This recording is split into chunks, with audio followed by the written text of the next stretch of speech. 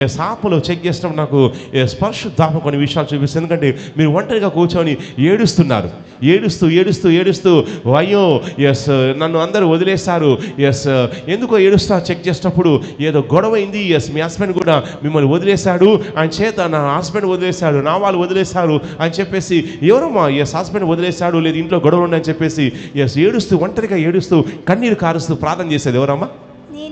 మీరే.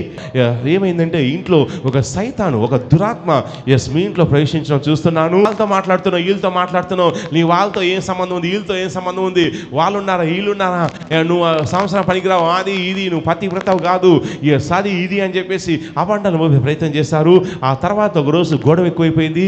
ఆ గొడవ వేసరికి ఎవరో మీ మీదకి ఆవేశంతో కొట్టడానికి మీదకి వచ్చారు. ఎవరమ్మా కొట్టడానికి వచ్చింది? ఎవరమ్మా? మీ ఆడబిడ్డ వచ్చింది మధ్యలో.